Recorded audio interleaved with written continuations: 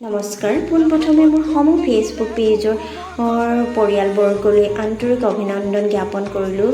মোৰ ফালৰ পৰা মহালয়াৰ শুভেচ্ছা জ্ঞাপন কৰিলোঁ। লগতে প্ৰথম সময়ৰ সাংবাদিক দুজনলৈ শুভেচ্ছা জ্ঞাপন কৰিলোঁ।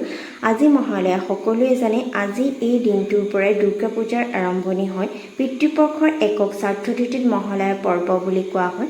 পৌৰাণিক মান্যতা অনুসৰি মা দুৰ্গাই 9 দিন ধৰি চলা যুদ্ধৰ অন্তত যেতিয়া মা দুৰ্গাই অসুৰৰ ৰজা মহিষাসুৰক বধ কৰিছিল, প্ৰকৃততে এই দিনটোতে মহালয়া পালন কৰা হয়। মা দুৰ্গাৰ পৃথিৱীত অৱতৰণৰ এই দিনটোৱে শুভ দিন বুলি ধাৰ্য কৰা হয়।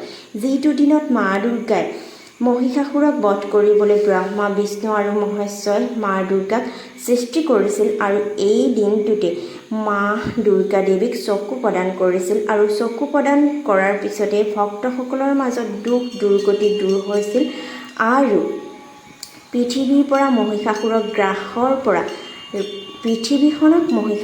গ্ৰাসৰ পৰা ৰক্ষা কৰিছিল। আৰু মা দুৰ্গা আজিৰ দিনটোতে দশমীলৈকে আমাৰ পৃথিৱীত থাকিব।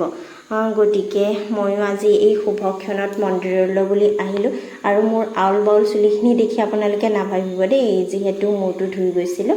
আৰু এইফালে মন্দিৰত সেৱা কৰিছোঁ। ইমান ভক্তগণ, সঁচাই মনটো বিৰাট ভাল লাগিছে। আৰু যাতে পৃথিৱীৰ পৰা সকলো দুখ দুৰ্গতি নাইকিয়া হওক, ইমানবোৰ অপায় মংগল বিপদ বিঘিনি হৈ আছে, সকলোবোৰ নাইকিয়া হওক, সকলোৰে মংগল হওক তাৰে কামনা কৰিলোঁ। আমাৰ ঘৰখনৰ হৈও কামনা কৰিলোঁ। আৰু ইফালে সেৱা কৰি আহি মন্দিৰত নিৰ্মালি ল'বৰ বাবে লাইন ল'লোঁ। ইমানবোৰ ভক্তগণ আছে, সঁচাই বিৰাট ভাল লাগিল। তাৰপিছত আহি লৈ পেলাই নন্দী মহাৰাজৰ ওচৰত প্ৰাৰ্থনা জনালোঁ। তেওঁৰ ওচৰত বোলে কিবা ক'লে, মনে মনে ক'লে মনৰ আশা পূৰণ হয়। গতিকে সকলোৰে হৈ প্ৰাৰ্থনা কৰিলোঁ। তাৰপিছত প্ৰাৰ্থনা কৰি অহাৰ পিছত প্ৰথম খবৰ নিউজেনেলক লগ পালোঁ। ভাল লাগিলে, তেওঁলোকেও মহালয়াৰ বিষয়ে সুধিলে আৰু ইমান ভাল লাগিছে পৰিৱেশটো, মানে বুজাই ক'ব নোৱাৰি। আগতে যোৱা নাছিলোঁ, এইবাৰ প্ৰথম গৈছোঁ। আৰু এইফালে যাওঁতে মোৰ ফলোৱাৰ্ছ ইনষ্টাগ্ৰামৰ চিনাকি ৰুমি বাইদেউক লগ পালোঁ আৰু তেখেতক লগ পাই বিৰাট ভাল লাগিলে। আৰু তেখেতৰ কণমানিজনীকো লগ পালোঁ। সকলোৱে ইনষ্টাত ৰুমি বৰদলৈ বুলি আছে, তেখেতক ফ'ল' কৰিব দেই।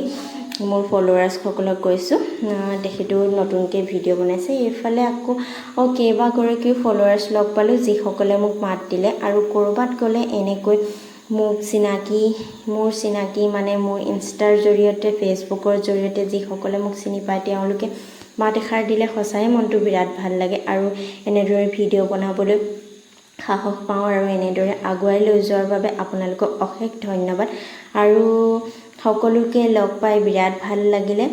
আৰু এইফালে আকৌ মোৰ মৰমৰ বান্ধৱী দেই, এই মোৰ একদম বেষ্ট ফ্ৰেণ্ড। আমি দুইজনী ইজনী সিজনীক নেদেখাকৈ থাকিবই নোৱাৰোঁ মানে। আৰু বিৰাট ভাল লাগে, দুইজনীয়ে মনৰ কথা শ্বেয়াৰ কৰোঁ আৰু প্ৰতিটো সুখ দুখতে তাই মোৰ লগৰী।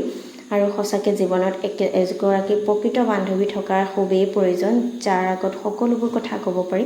এইফালে আমি যেনেকৈ বান্ধৱী, ইফালে ইহঁত দুটাও বান্ধৱী। ইহঁত দুটাক পূজা বুলি আমাৰ ল'ৰাটোৱে ল'লে লেবেকুইত আৰু তাইৰ ল'ৰাটোৱে ল'লে বেলুন ফুকাটো। তাৰপিছত আমি আহি গ'লোঁ এইখন নেহেৰুবালিৰ ওচৰতে আছে পাৰ্কখন, যিসকলে নগাঁও তেওঁলোকে চিনি পাব। আৰু তাতে বেছি সময় কৰিব নহ'ল, কিয়নো আমি সোনকালে গৈছিলোঁ, সেইটো কাৰণে ঘৰলৈ বুলি গুচি আহিলোঁ। আৰু আহোঁতে দেখিছেনে আমাৰ ল'ৰাই কেনেকৈ বাইকখন চলাইছে, বাইক নহয় মানে স্কুটিখন। আৰু সি কিন্তু লাহে লাহে চলাব পাৰিছে দেই, দেউতাকে তাক শিকাই দিছে। মানে মই ইমান ভয় লাগে কিন্তু নিদিওঁ, তথাপিতো বাপেকে ধৰি গৈছে বাৰু। এইফালে আহি পেলাই আমি ঘৰ পালোঁহি। আমাৰ এই টিকলিজনী সকলোৱে চিনি পাইছেনে?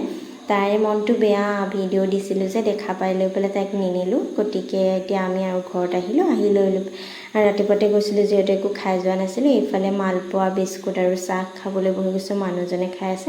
আৰু ঘৰত আহি ল'ৰাই একদম গা ধুবলৈ ষ্টাৰ্ট কৰি দিলে। সি গা ধুই ইমান ভাল পায় পানীত। আজিলৈ ভিডিঅ'টো ইমানতে সামৰিছোঁ। Bye bye. সকলোৰে মংগল কামনা কৰিছোঁ।